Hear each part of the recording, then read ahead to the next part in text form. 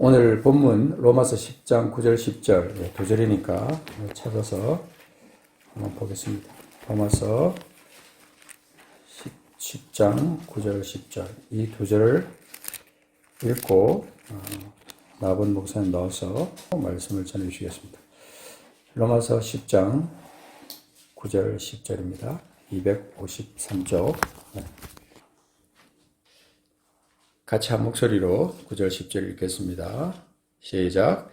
내가 만일 내 입으로 예수를 주로 시인하며 또 하나님께서 그를 죽은 자 가운데서 살리신 것을 내 마음에 믿으면 구원을 받으리라. 사람이 마음으로 믿어 의에 이르고 입으로 시인하여 구원에 이르느니라. 아멘. 아멘.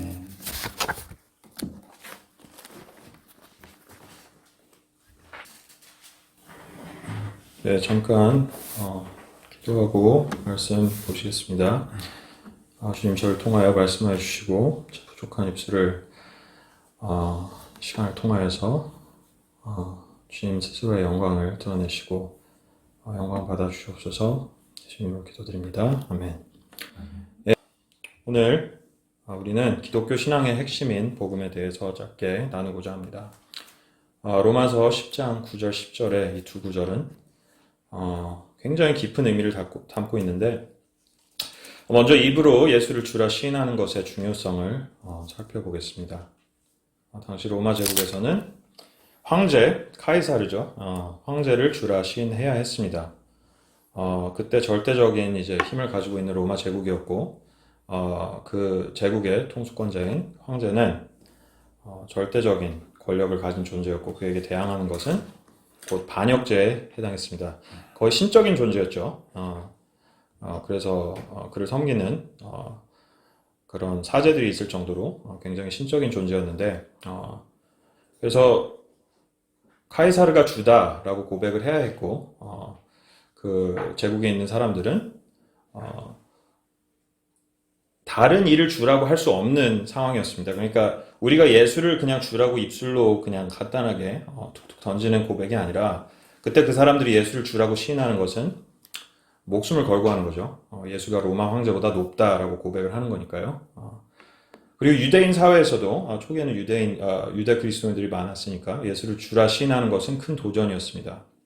유대교는 하나님만이 주이시라고 믿었기 때문에 예수를 주라 고백하는 것은 신성모독으로 간주되었죠. 그래서 바울이 그렇게 이제 복음을 전하고 다녔을 때 유대인들이 그를 죽이려고 식음을 전폐할 정도로, 나는 이 사람을 죽이기 전까지 물도 입에 대지 않겠다고 이럴 정도로 그를 추적했죠.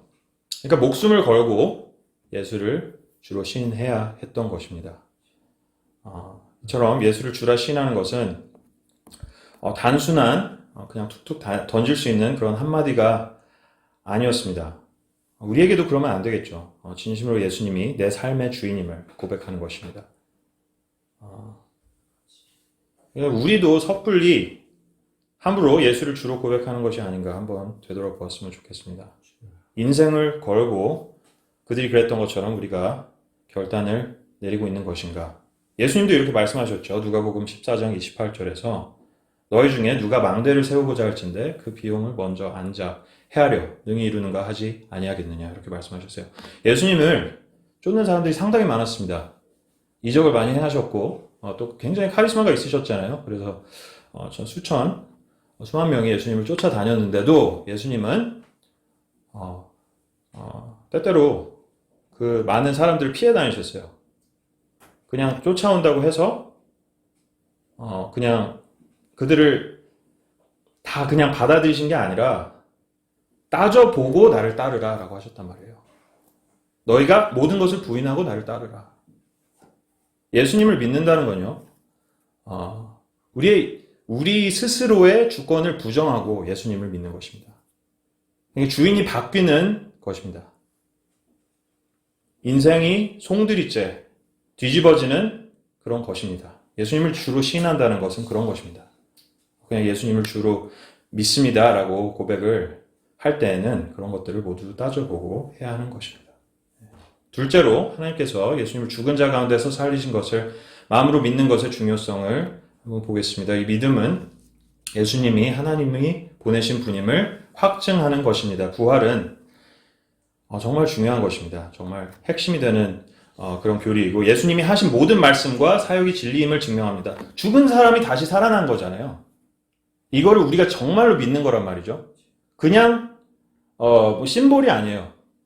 그냥 뭐 그런 영적으로 부활하신 게 아닙니다. 이게 육체가 다시 부활하신 거고 이 육체가 부활하신 게 아니면 예수님이 거짓말쟁이가 되는 거고 예수님은 하나님의 아들이 아닌 게 되는 거고 그렇죠? 예수님이 말한 모든 것들이 신뢰를 할 수 없는 것들이 되어버리는 거예요. 성경이 다 무너져 버리는 겁니다. 그리스도교는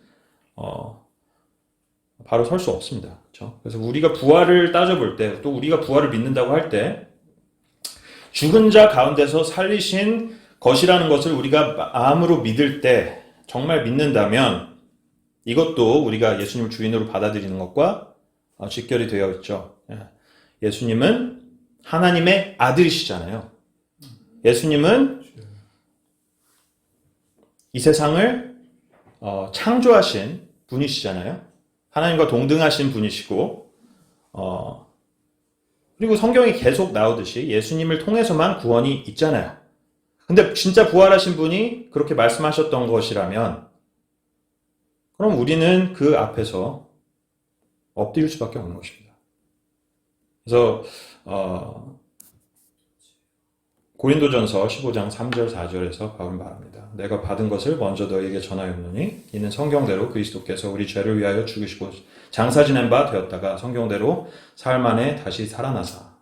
우리가 예수님의 부활을 믿는다면 우리는 그가 하나님의 아들이심을 믿어야 합니다. 그를 주라 시인하는 것이 가장 합리적인 선택입니다. 그렇죠. 다른 이가 아니라 다른 어떤 위대한 인물이 아니라 그냥 존경받을 인물이 아니라 하나님의 아들, 그 어떤 위대한 인물도 그에 범접할 수 없습니다. 만약 그가 진짜 부활하셨다면요. 그렇죠?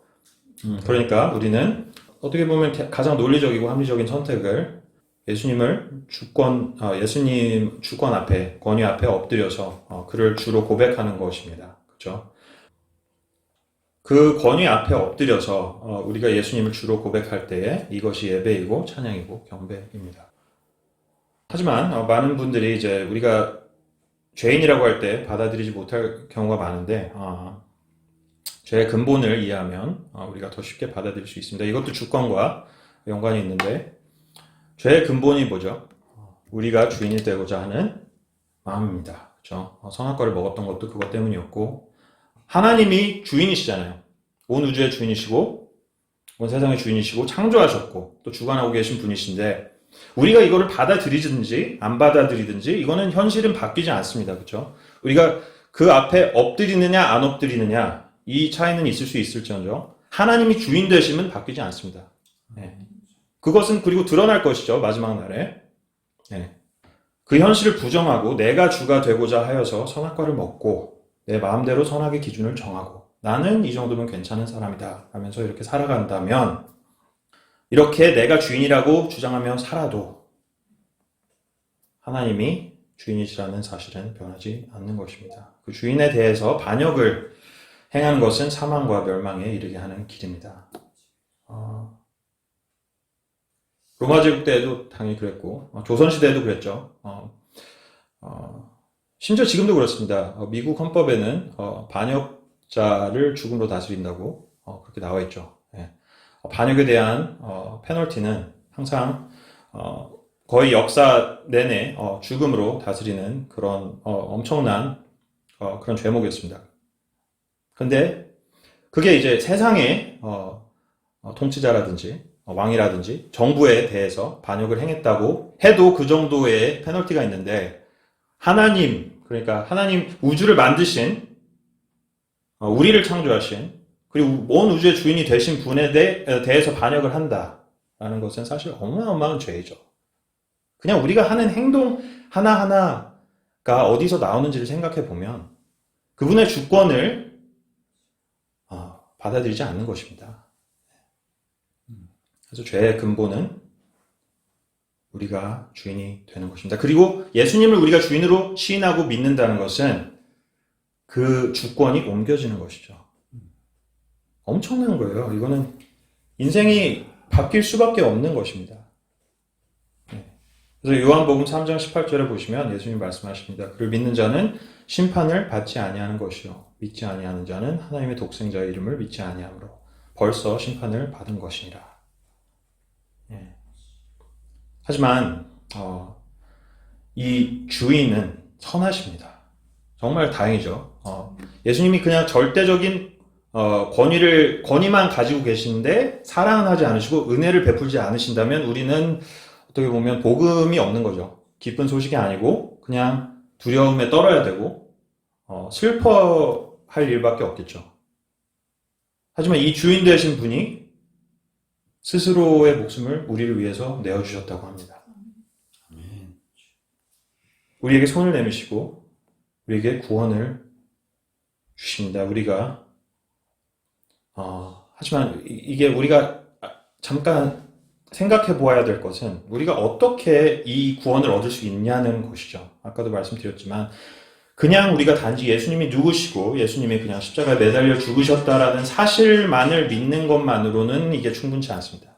그냥 예수님에 대해서 어떤 사실을 믿는 것이 충분하지 않습니다. 그 관계가 변화가 되어야 되는 것입니다. 사탄도 압니다. 예수님이 어떤 분이신지는 우리보다 잘 알겠죠. 그래서 두려움에 떨었잖아요. 아무도 예수님을 알아보지 못할 때 귀신들도 예수님 앞에서 떨었습니다. 그러니까 안단 말이에요. 근데 아는데 주인으로 섬기지 않는 거예요. 사탄도 그렇고 귀신들도 그렇고 그렇죠. 근데 우리가 그러니까 예수님이 십자가에 매달려 죽으셨다. 그리고 예수님이 하나님의 아들이시다. 뭐 좋습니다. 그것까지 믿는 것도 좋은데 더 나아가야 합니다. 예수님이 주인이 되셔야 합니다. 그리고 그걸 고백하고 우리가 받아들일 때에만 우리에게 구원이 주어지는 것입니다. 우리가 예수님께 묶이게 되고 매이게 되고 그와의 관계를 이어나갈 수 있게 되는 것입니다. 그렇게 예수님을 주인으로 받아들인 자들에게는 온갖 은혜를 베풀어 주신다고. 그래서 서신들이 사실 그런 내용입니다. 우리가 예수님 십자가에 어떻게 못 박히셨고 그게 우리에게 어떻게 대속으로 구원이 주어지고 이런 내용이 굉장히 깊이 나오는데 이 약속들은 사실 예수님이 주인이 되신 자들을 위한 것입니다. 그러니까 사도행전은 일단 그러니까 기독교가 처음 생겨났을 때의 얘기잖아요. 그래서 처음 이제 믿지 않는 사람들에게 전도를 하게 되고 그런 내용들이 나오는데 사실 여기도 보면은 예수님이 십자가에 못 박히신 것을 믿으십시오라고 나오지 않습니다. 예수님이 여러분을 위해 죽으신 것을 믿으십시오라고 나오지 않습니다. 물론 그것들은 이제 서신서에 더 자세하게 나오죠. 예수님이 이렇게 죽으셨고 예수님 너희가 이렇게 구원을 받는 것이다. 근데 복음을 전하고 사람들에게 전도를 할 때 어떻게 했냐면 회개하고 복음을 믿으라. 부활하신 예수가 주 되심을 믿으라 하는 메시지가 계속해서 나옵니다. 베드로의 첫 번째 설교도 그렇습니다. 제일 첫 번째로 전해졌던 복음 설교 사도행전 2장 36절에서 베드로는 이렇게 선포합니다. 그런즉 이스라엘 온 집은 확실히 알지니 너희가 십자가에 못 박은 이 예수를 하나님이 주와 그리스도가 되게 하셨느니라. 우리가 제대로 짚고 넘어가야 될 부분입니다. 우리가 전도를 할 때에 우리가 또 사람들에게 예수를 믿으세요 할 때에 그게 어떤 의미인가 사람들이 잘 따져보고 믿을 수 있게끔 우리가 잘 이끌어 주어야 합니다. 말씀에 기반해서요. 그냥 예수님을 입술로 고백하세요. 예수님이 당신을 위해서 죽으신 것을 믿으세요. 사실 부족합니다. 예수님이 주인이 되셔야 합니다.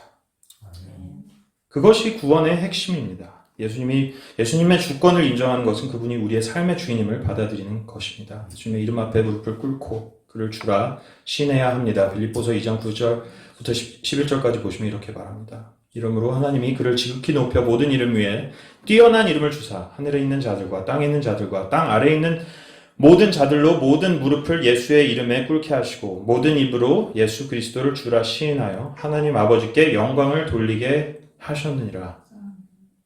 높으시고 모든 이름 위에 뛰어나시고 하늘에 있는 자들과 땅에 있는 자들과 땅 아래에 있는 모든 자들로 무릎을 예수님 앞에 꿇게 하신다는 거예요. 예수 그리스도를 주라 시인하게 하신다는 거예요. 그러니까 지금 우리가 내릴 수 있는, 우리에게 어떻게 적용이 됐냐 했을 때 결국에 모든 피조물들이 예수님 앞에 엎드릴 것인데 그때 심판의 날에 강제적으로 엎드리게 될 것이냐, 아니면 우리가 선택의 길로에 섰을 때, 선택을 아직 할 수 있을 때에 주님 앞에 엎드릴 것이냐, 이 차이입니다. 지금은 우리에게 선택권이 있습니다. 예수님을 주로 따를 것인가 아닌가, 아니면 그냥 예수님에 대한 사실들만 받아들이고 그냥 내가 여전히 주인으로 살아갈 것인가. 다시 한번 말씀드리지만 이제 마무리하겠습니다. 예수님이 나를 구원하셨다는 믿음만으로는 안 됩니다. 그냥 내가 예수님 믿으면 천국에 가지, 이거 가지고 안 돼요. 그냥 하나님의 아들이심을 믿는 것만으로도 안 돼요. 아까 말씀드렸죠. 사단도 그걸 믿습니다. 알고 있어요. 오로지 예수님이 주인이 되셨을 때, 주로 시인하고 그분이 여러분의 주인이 되셨을 때, 이를 믿고 또 고백할 수 있을 때 진심으로 비로소 우리는 구원을 받을 수 있는 것입니다. 네, 시간 기도하시겠습니다. 하나님, 우리는 예수님을 주로 시인하고 그분의 부활을 마음으로 믿기 원합니다. 우리의 믿음을 통해 주신 이 귀한 구원에 감사드립니다. 우리의 삶이 주님의 뜻에 따라 살아가게 하시고 주님의 영광을 드러내는 도구가 되게 하여 주시옵소서. 예수님 이름으로 기도드립니다.